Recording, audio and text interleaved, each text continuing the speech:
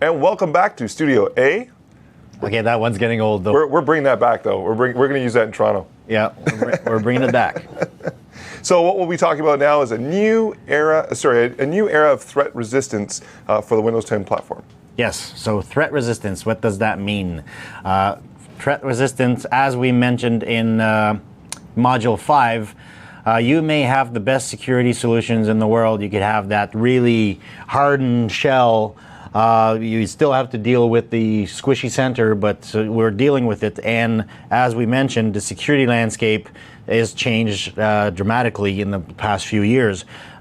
Mostly in terms of the revolution of cyber threats. So they're everywhere now. It's coming at us from multiple different ways. In the beginning, when we had attacks, such like the Blaster, the Slammer, it was all like script kiddies type of deal. It was kind of like trying to make themselves a name by taking down something. It wasn't organized. It was kind of like the hacker trying to make a name for themselves and so on. So the sophistication was fairly low, even though at the time they may have done a lot of damage because of the mitigation weren't typically in place for it. So a lot of people got caught flat-footed and ended up with an impact, but there was a fairly low impact. Then we have, in 2005 to the present, it's more like organized crime with ransomware, click fraud, identity theft.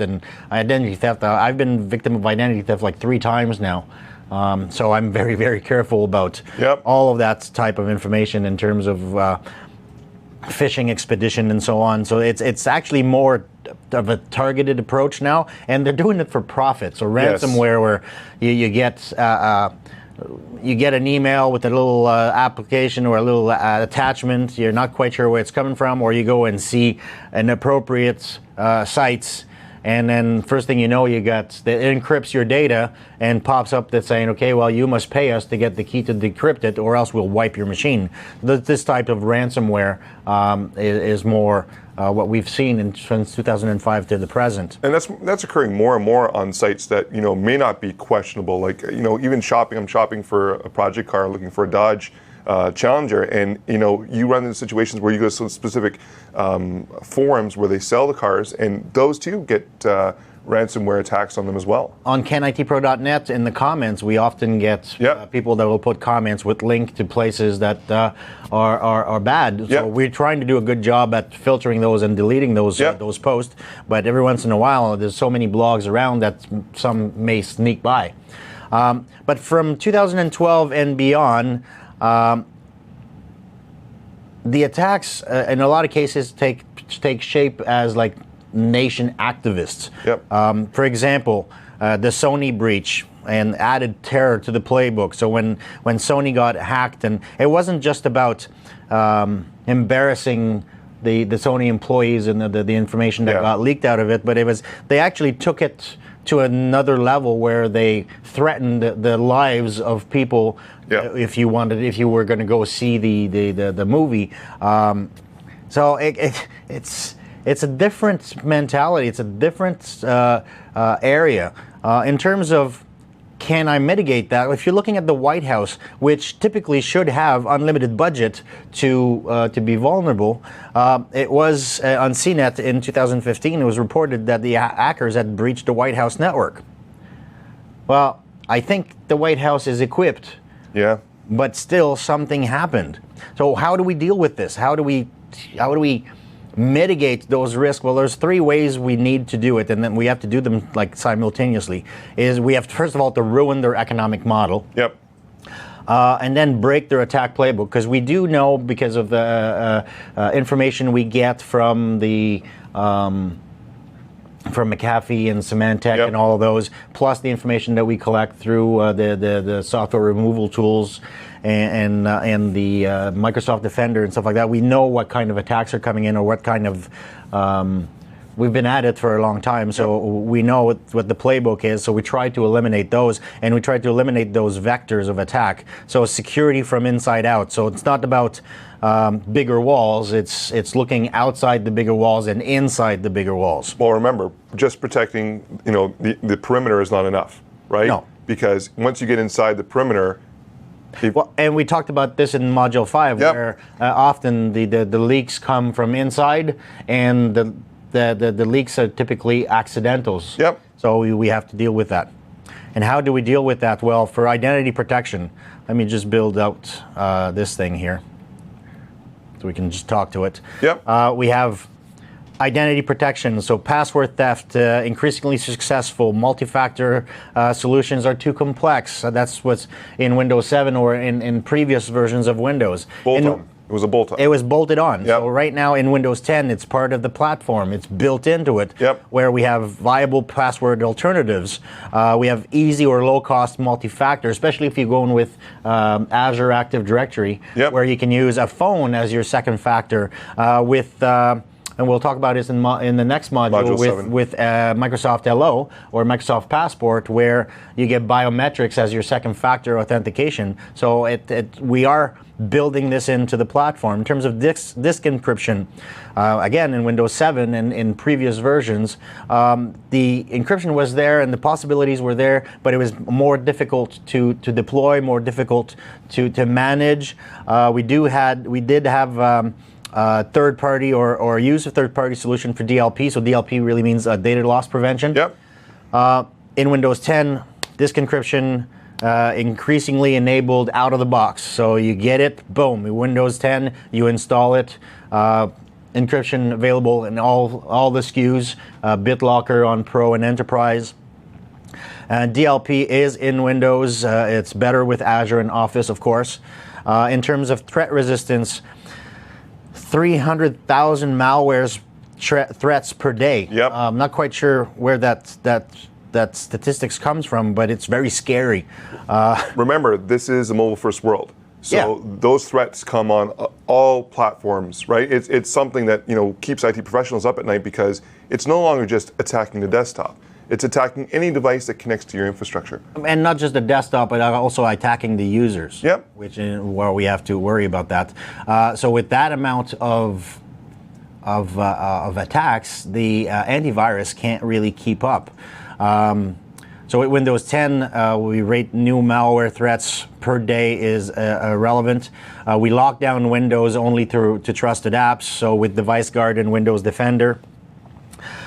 In terms of security of hardware, we have hardware protects system integrity with the UEFI and Secure Boot and the TPM and virtualization. And so these are all, so LO, Passport, BitLocker, Device Guard, UEFI, all built into Windows 10 out of the box in the platform, so you can enable those solutions with very little friction on the user side and also ease of management for the IT pro side. So it's, again, a win-win situation, because when you look at Windows 10, how it protects you, it secures your identities, it secures the information. So we talked about that in the last module, securing the information with rights management, securing the identities with Azure AD and AD, and then adding threat resistance to the Venn diagram. So we want to be right in that middle where we are fully protected, or as protected as you possibly can.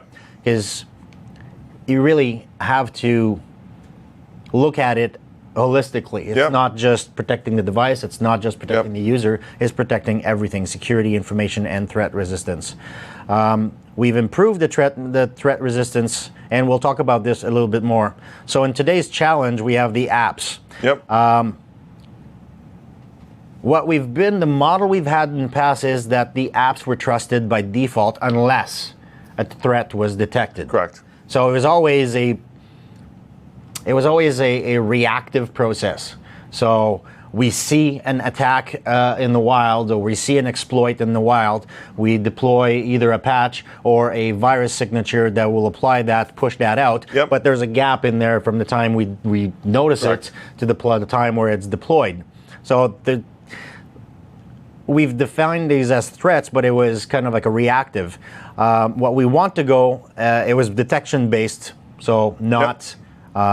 So what we want to do is, for in the future, we want to make sure that the apps have to earn the trust before they're allowed to run, which makes sense. 100%. So signed applications. signed applications, signed binaries. Yep. All that in order to make sure that you can trust where it comes from. Yep. And there's two parts to do that in Windows 10. There's Device Guard, which is a new approach for Windows Desktop, and it requires change in process for the apps that offer that protection. The traditional approach have been to require additional software to manage and carry that risk. So you needed like App Locker or anything else to manage that. Now with Device Guard, it's hardware rooted in app control, so you can enable Windows Desktop to be locked down to run only trusted apps. Yep. And just like many OS, mobile OS. So Yep. if you look at Windows 10 on the phone, Yep. you can't just take an EXE and run it, or MSI and run it and deploy it on that Yep. phone. That phone will only support the applications that come from the store. And the store, when somebody supplies or presents an application to be hosted on the store, it's reviewed. Depending on which API that application uses, it will go into further scrutiny to actually figure out exactly what that does. And there's a team of people. So, Yep. and then once we've looked at it and we know that application is safe, then we stamp it. We put it on the store, and at that point, you know that application is actually proved to Yep. be trustworthy before you can get it on your device. And taking it to the next step, you have now the ability on the business store. So having a store specific to your organization, using that same digital signature and issuing the certificate specific to your organization's requirements to then still lock down that application onto trusted devices. Yeah, and then you get untrusted apps, so older apps that are like EXEs and Yep. MSIs that malware can enable to run. Those also can be managed. Resistant to tampering by administrator or malware. So one of the things they can do is you can require devices that are specifically configured either by the OEM or the IT in order to look at that. We also have support for Universal Desktop. So when we're looking at Windows Win32, what do we do with these apps? Yep. Well, there's a way that the apps can be signed or put into a catalog. So if you're your own application or applications that are old enough that they weren't signed and the vendor may not exist anymore, but you trust them because you've been running them for a while, so you Yep. can put those in the catalog, sign the catalog itself with your own certificates, and then once that catalog is done, then they can be deployed in your environment trusted. So the machine Windows 10 that'll get it will actually trust the signature of the catalog and allow that machine or those apps to run on there. So again, they've proven, well, basically you vouched for them Yep. to be deployed in your environment. And what a huge advantage if you've deployed universal apps. You know, you do this once and it runs across the entire Windows 10 platform. It's not that I have to create digital signing for each specific, mobile, tablet, laptop, PC. It's you do it once in the universal app and it's accepted by the Windows 10 platform across the board. Yeah, and we are putting together some processes and tools for ISVs and OEMs to actually provide for them to present us their application. Yep. We'll sign them on their behalf Yep. and make that available. So the app has to be trusted. It has to prove that it's worthy. We're not worthy. We have to prove that it's worthy before it actually will deploy on a Windows 10 machine, and that's like out of the box. The other thing is the hypervisor code integrity protected by VSM. And what we talk about when we say VSM is the virtual secure mode. Virtual secure mode is kind of like this virtual environment on your in your machine, Yep. in which the local security auth services, so the LSAS service. It's a mouthful. It's a mouthful, especially after a day of talking. Yes. The virtual TPM and the hypervisor code integrity, they run in this virtual area, so the VSM. And the VSM is basically segregated from the rest of the application or from the rest of your environment or your OS. So even if the machine itself gets compromised, it won't compromise. It still has to pass the information to the those services that are running in that virtual secured mode in order to pass on your authentication, your virtual TPM, and so on. So your app's running on top of a kernel, running on Windows, with the hypervisor in between, it passes the information to the local security authentication service. If it works, it comes back out with your claim, and you keep going. Boom. So that environment, segregated, doesn't get affected, but even if the machine gets compromised in some way. So there another level of security there. The traditional approach is the way things have always been, and it requires additional software to manage. I think we've addressed that here. In terms of the device integrity, so ensuring that the Windows can start on a trustworthy device. So we have device-level malware that can hide from the defense. So if it's a rootkit, a bootkit, firmware infection, or something like that, if it's there before the OS boots, there's nothing you can do about it. Correct. No antivirus will help you there. So you can do some cold boot with removable media and do a scan of the machine. But you have to know that it's there, and the AV won't see it because it's sitting underneath the OS, and you are compromised at that point. So very, very hard to take advantage of. So how does Windows 10 work with that? Well, UEFI so provides tamper-proofing of firmware and protects the firmware from all other ROMs. UEFI ensures that Windows will start, that the bootable bits on the hard drive are actually signed, and that signature is recognized and trusted by UEFI before it actually boots. So if you got a bootkit installed, not going to be signed, and it won't allow it to boot. So it'll boot into recovery mode. There was a while when we first came out with UEFI, and there was the Linux community were saying that there was our way to block the Linux adoption on platform. It's nothing further from the truth. We have worked with all the major distribution to actually provide that signature to UEFI to allow those distribution to run. So for IT pros out there, you don't have to be concerned about turning on UEFI to block other distribution. But of course, if it's something that you've built in your basement, it may not run because it's not signed. So we have to make sure that it's trusted. We have basements in our igloos? I do. And of course, the TPM that provides service to enable local and remote verification of the system. So UEFI, first of all, is a requirement for anything that's Windows 8 and above certified. So anytime you buy a machine that's got that Windows certified logo on it, you know that a UEFI is on there, and it'll do. And TPM, the majority of machines out there now do have TPM.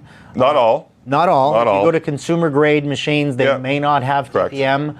But for enterprises and even small, medium businesses, there are lots and lots of options that include the TPM to do that. TPM, by the way, is not just a key repository. Correct. Because somebody came up to me the other day and said, well, you store the key in TPM, but what if you can just extract the key? TPM is actually a crypto processor, so it's not just a chip where you store a key.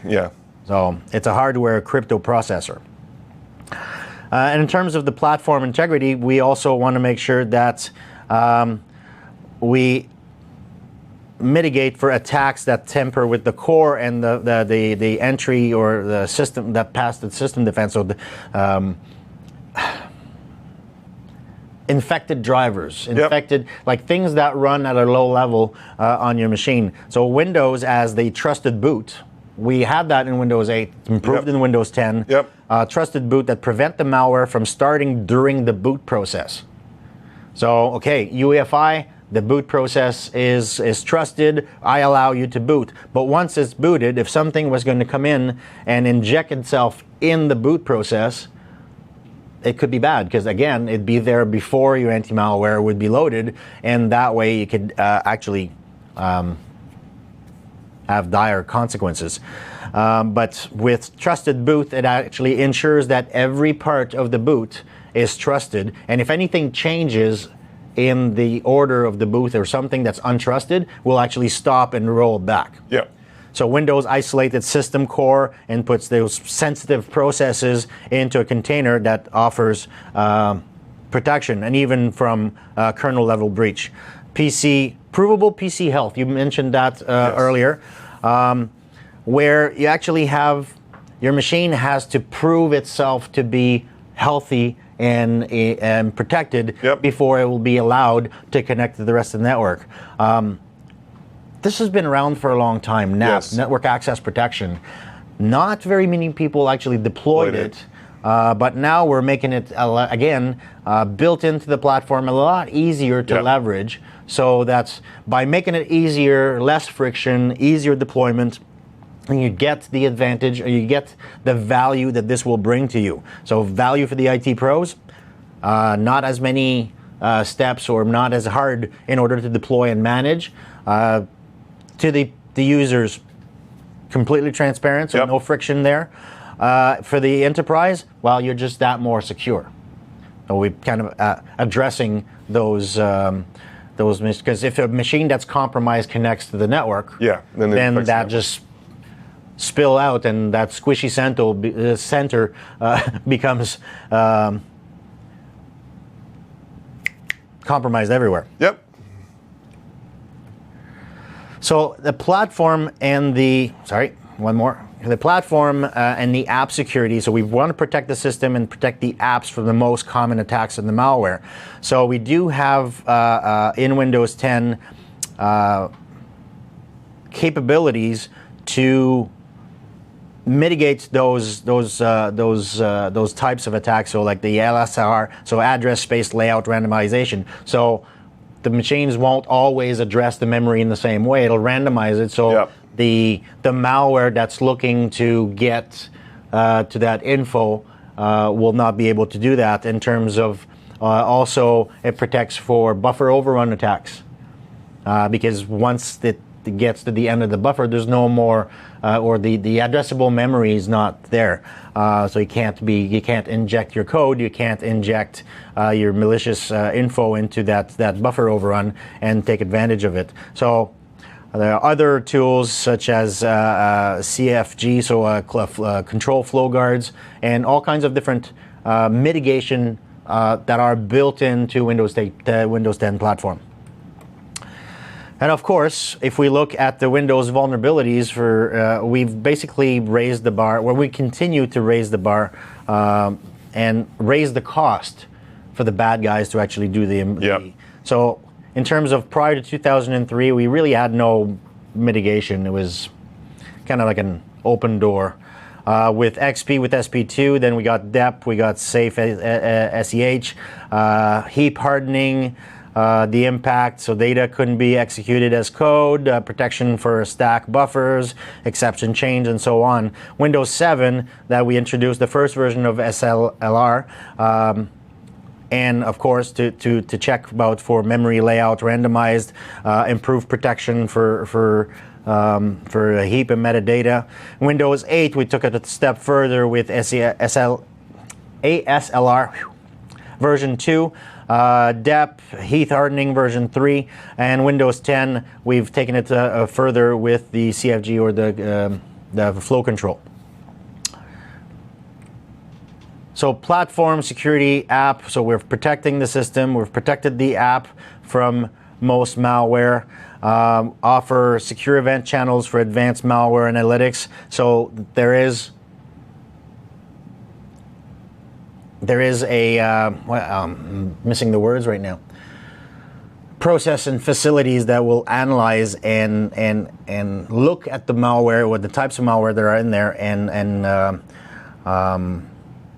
give you compatibility to other apps, but without blocking those attacks. Of course, Windows Sandbox Universal Apps, so the app containers validate the code integrity. App Locker is still available. And those, it can be considered whitelisting. And there's nothing wrong with that. If these are the applications you trust, then you put them in the container and everything is working fine. So this is still good. Now, online safety, because really those attacks, they don't just suddenly appear on your machine. They have to come from somewhere. Yeah, and that's the thing. We've talked about this before, where applications on some app stores, or if an application gets on your device, like a flashlight app that has malware intentions in the background grabbing your data, how do we safeguard for that? Yeah, well, what we've done is by default, out of the box, included Windows Defender in as an advanced malware protection in every version of Windows 10. Yes. It was there before. It's based on Security Essentials that we had back in Windows 7. Yep. But now it's installed, and it's a lot. In previous versions, to actually turn it off was relatively easy. Yeah. I'm not going to give the recipe online, but it was relatively easy to actually turn it off in order to be able to attack the machine. Yes. Now it's extremely hard Yes, it is. to turn it off. But it does turn itself off when it detects other third-party antivirus solutions. So if you got Symantec, or if for a consumer that installs that machine and you get that 30-day trial of McAfee or Symantec or some other AV anti-malware protection, it'll run. And at the end of 30 days, when your free trial suddenly stops and then it starts asking you, consumer a lot of times just don't pay any attention to that, and they don't actually renew it. So your machine is left unsecure. Well, not anymore, because a Defender will realize by doing like checks that the other anti-malware is actually not working anymore. Not enabled. And will either pop you up to remind you, or will actually turn itself back on. So it's always there, and they really provide an advanced malware solution, and it's not there to replace, but to complement. So it's protected by default in client and server. So now the Defender is in versions of server. It makes the user always protected, and of course the malicious software removal tool that we get through the Windows Update. In the cloud, so in terms of detection, so we've got Protection Cloud, anti-malware, scan interface, and secure kernel event channels for anti-malware. So these are things we talked about a little bit earlier. And of course, the resilience and the recovery. We've got Windows Defender offline in Windows RE. So even if you're booting from a light version from a media, for example, you're still protected at that point. And also, of course, protecting the guard. So online safety, ACE taken care of in terms of we include Defender. Oh, and of course, IE still has Smart Screen to block malicious sites before they get a chance to impact you. And I keep telling my dad called me not too long ago and says, I keep getting this message about Smart Screen. Should I turn that off? No, turn it on, leave it on, because he's 72 years old. He gets emails from all of his buddies with like PowerPoints, slides from God knows where, or check out this new joke of the week. And of course, he clicks on all of them. Oh, I know. Turn it on, leave it on. So it's included. Oh, I got the same slide twice. Internet Explorer provides 0-day protection for commonly used exploits. Because typically, the protection in IE is not so much IE, but it's the plugins. So if we look in the past for the exploits, and you look 0 days that were impacting IE. So in 2006, 2008, we were not doing so well. 2009, 10, they started doing better. And then from 2011 to 2014, we did really, really good. So no